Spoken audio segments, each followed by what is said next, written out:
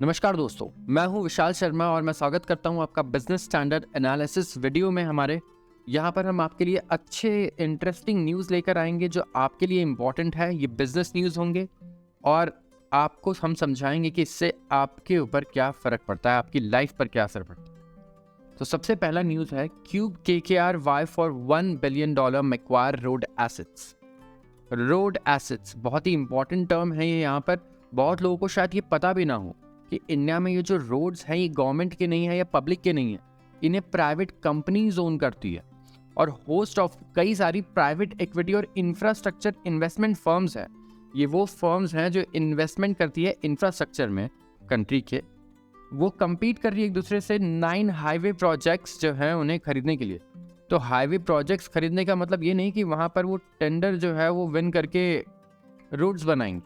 ये बने बनाए रोड्स हैं और इनको ये बाय कर लेंगे। इन प्रोजेक्ट्स का कॉस्ट करीब करीब हो सकता है $1 बिलियन। जैसे कि 680 किलोमीटर का एक प्रोजेक्ट है आंध्र प्रदेश में और गुजरात में। ये रोड्स हैं और यहाँ पर ये कंपनीज जिसने इससे पहले एक्वायर किया था, जिसे कहते हैं मैक्वायर ग्रुप, यहाँ पे पैसे नहीं कमा पाई क्योंकि एक तो कोविड-19 के बाद रोड्स पे ट्रैवलिंग कम हो गई, तो जो टोल है उससे पैसा कम कलेक्ट हुआ। उसके बाद इंटरेस्ट भी बढ़ने लग गया आरबीआई के, तो इनका जो इंटरेस्ट कंपोनेंट है, एक्सपेंस, ये बढ़ गया और लोग भी रोड पे ट्रैवल कम करने लगे, तो जिसकी वजह से इन्हें अच्छा वैल्यूएशन नहीं मिल पा रहा था और अच्छा प्रॉफिट भी नहीं हो रहा था। तो इसीलिए मैक्वायर एसेट मैनेजमेंट जो है, जो अर्लीस्ट इंफ्रास्ट्रक्चर इन्वेस्टर्स इंडिया में, इन्होंने पिछले साल 56.8% अपना जो हिस्सेदारी है वो बेच दिया था गुजरात के टोल रोड पोर्टफोलियो में। और आंध्र प्रदेश में भी इनके टोल रोड पोर्टफोलियो है 100% जो वो बेच चुके हैं अडानी ग्रुप। अब ये टोल रोड बिका है 3,110 करोड़ में जो आंध्र प्रदेश का है, और जो 972 किलोमीटर का जो लेन है ये अडानी को बिका था, जिसका लॉन्ग कंसेशन लाइफ है काफ़ी, और ये है वेस्टर्न और सदर्न इंडिया कॉरिडोर्स में।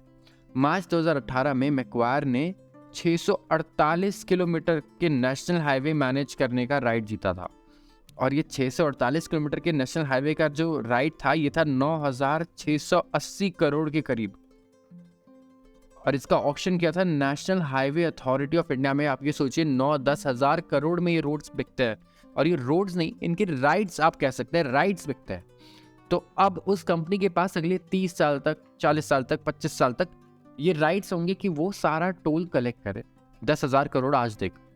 तो इस तरीके से बिजनेस मॉडल चलता है और इसमें बहुत बड़े बड़े प्लेयर्स हैं। अडानी ग्रुप भी इसमें काफ़ी एग्रेसिवली आ रहा है। अगली खबर है एलॉन मस्क से related. Elon Musk enters AI race, plans company to rival OpenAI। अब एक फर्म है X.AI नाम की, जिसमें Musk as a director listed है, और वो प्लान कर रहे हैं कि वो डेवलप करेंगे और लॉन्च करेंगे नई आर्टिफिशियल इंटेलिजेंस स्टार्टअप जो कॉम्पीट करेगी चैट जीपीटी से। चैट जीपीटी का नाम आप बहुत लोग सुन रहे होंगे आजकल। आर्टिफिशियल इंटेलिजेंस है ये। आपसे इससे कोई भी सवाल अगर आप पूछते हैं तो इसका जवाब देते हैं, एंड कुछ सवालों के जवाब बहुत इम्प्रेसिव होते हैं इनके। काफ़ी एनालिटिकल क्वेश्चंस भी आंसर कर देते हैं, बड़े बड़े एग्जाम्स भी इन्होंने क्लियर कर दिए हैं। तो इस तरीके की AI का आजकल एक रेस चल रहा है कंपनीज में। अमेजन, माइक्रोसॉफ्ट और अब एलॉन मस्क भी एंटर कर चुके हैं ये रेस। तो टेस्ला और ट्विटर चीफ एक टीम बना रहे हैं आर्टिफिशियल इंटेलिजेंस रिसर्चर्स और इंजीनियर्स की, और इसमें वो डिस्कशंस में भी हैं नंबर ऑफ इन्वेस्टर्स के साथ, जो स्पेसएक्स और टेस्ला के इन्वेस्टर्स हैं, कि इस नए वेंचर में वो उनके साथ पैसा लगाएं।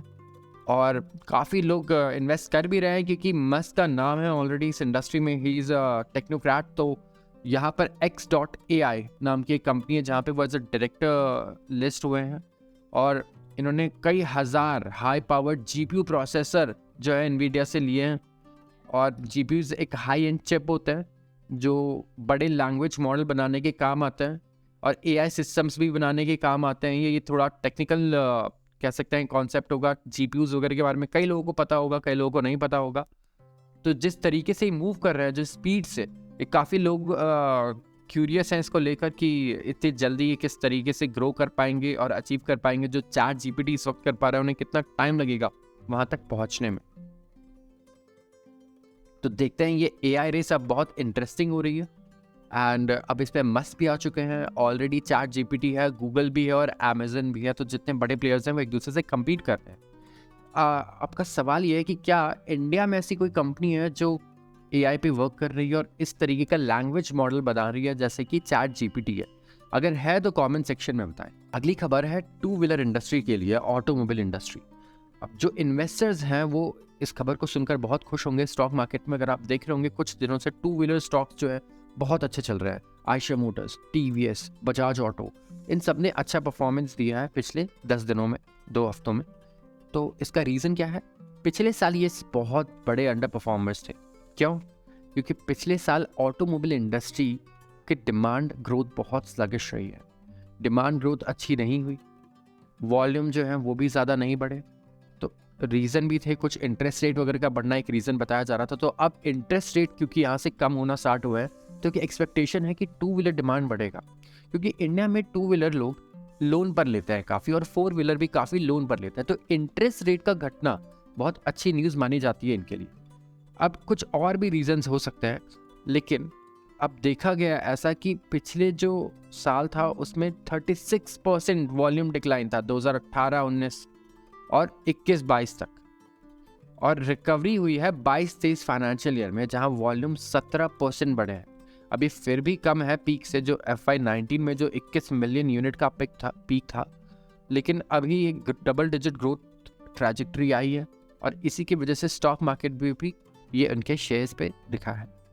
इनके शेयर्स अच्छे खासे ग्रो किए हैं पिछले 10 दिनों में, और उन्होंने आउट परफॉर्म किया है निफ्टी को और सेंसेक्स को। अगर आप देखेंगे तो जो एनालिस्ट हैं वो एक्सपेक्ट कर रहे हैं कि ये साल ऑटो सेक्टर के लिए एक रिकवरी का साल होगा। यहाँ से ये रिकवर करेंगे और फिर एक अपसाइड दिखाएंगे अगले कुछ सालों तक, जिसकी वजह से जो इन्वेस्टर्स हैं इस वक्त वो ऑलरेडी बहुत खुश हैं, जो ऑटोमोबाइल इंडस्ट्री पर ट्रस्ट करके बॉटम में भी उसके साथ जुड़े हुए थे। तो ये एक बहुत ही इम्पॉर्टेंट लर्निंग है, एक लेसन है कि कोई इंडस्ट्री अगर 1 साल के लिए, 6 महीने के लिए डाउन भी हो जाए, सेल्स कम भी हो जाए, तो ऐसा नहीं कि उसे छोड़ देना चाहिए। अगर आप लॉन्ग टर्म इन्वेस्टेड है तो आप फिर से ज़रूर प्रॉफिट में आ जाते हैं, अगर आप ऐसी बड़ी इंडस्ट्रीज़ को ट्रस्ट करें। और ऑटो इंडस्ट्री में ऑटोमोबाइल कंपनीज़ बहुत ही ज़्यादा ट्रस्टेड कंपनीज़ हैं हमारे इंडिया में, एंड ये पूरी दुनिया में इनका नाम है। Hero MotoCorp, Bajaj, Eicher motors, TVS. तो इस तरीके से आप देख सकते हैं ट्रैक्टर सेल्स वगैरह की भी ग्रोथ की एक्सपेक्टेशंस बेटर है, क्योंकि इस बार मॉनसून अच्छा है। तो आयशर और एस्कॉट्स और महिंद्रा, इनके शेयर्स भी अच्छे खासे ग्रोथ दिखा रहे थे। तो आज के लिए बस इतना ही। अगर आपको ये वीडियो पसंद आई हो तो इसे लाइक ज़रूर करें और इस चैनल को सब्सक्राइब करें। एंड अगर किसी टॉपिक के बारे में आपको डिटेल में जानना है तो हमें कमेंट सेक्शन में ज़रूर बताएं। धन्यवाद।